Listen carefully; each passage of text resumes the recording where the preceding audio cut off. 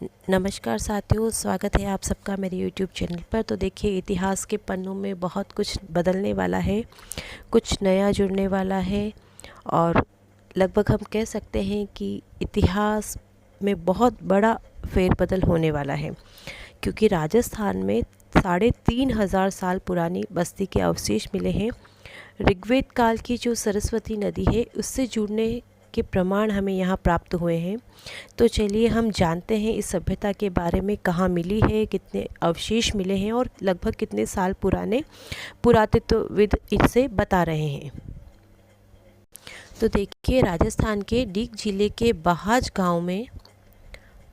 गांव डीग जिले में है। पुरातत्व विभाग ने 23 मीटर नीचे एक प्राचीन नदी के सूखे रास्ते की खुदाई की है। इस खोज के बाद इतिहासकार और पुरातत्वविद मान रहे हैं कि शायद ऋग्वेद में वर्णित जो पौराणिक सरस्वती नदी है ये हो सकता है। अप्रैल 2024 में इसी साल मई में इसकी खुदाई के निष्कर्ष में 3500 साल और 1000 ईस्वी पूर्व की बीच इन पनपी सभ्यताओं के बस्तियों के साक्ष्य यहाँ मिलते हैं। इन खोजों में अधिकांश अवशेष कुषाण, मगध और शुंग राजवंशों के समय के हैं। इनमें सबसे महत्वपूर्ण खोज एक प्राचीन नदी के सूखे रास्ते, जिसे पैलियो चैनल कहते हैं, उसकी है, जो भारतीय पुरातत्वविद इतिहास में अपनी इस तरह की पहली खोज मान रहे हैं। ASI जयपुर के अधीक्षण पुरातत्वविद विनय गुप्ता ने इसे एक अभूतपूर्व खोज बताया है, जो इस बात की पुष्टि करती है कि प्राचीन जल प्रणालियों ने इस क्षेत्र में सभ्यता को पनपने में मदद की थी। बहाज गांव, जो मथुरा से लगभग 50 किलोमीटर दूर है, यहाँ पर खुदाई में और भी कई अवशेष प्राप्त हुए हैं।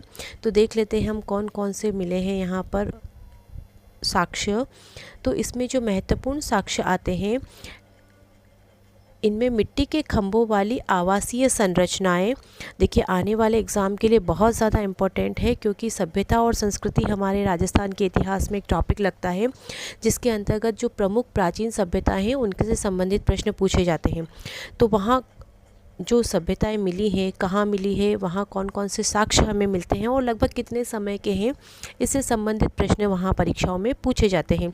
तो इन जो बहाज गांव में जो ये सभ्यता मिली है, लगभग 3500 साल पुरानी है।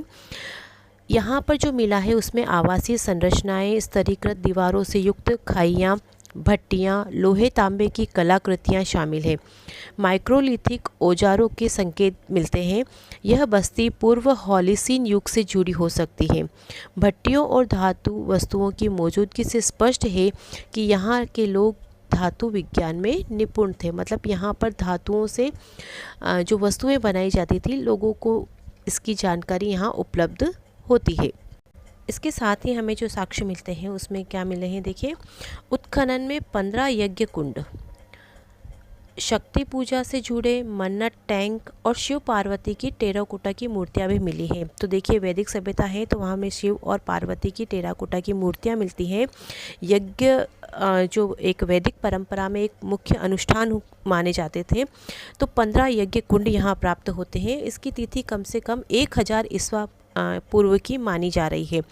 पुरातत्वविदों को 4 कच्ची मुहरें मिली हैं, जिनमें 2 पर ब्राह्मी लिपि के शुरुआती अक्षर खुदे हुए हैं।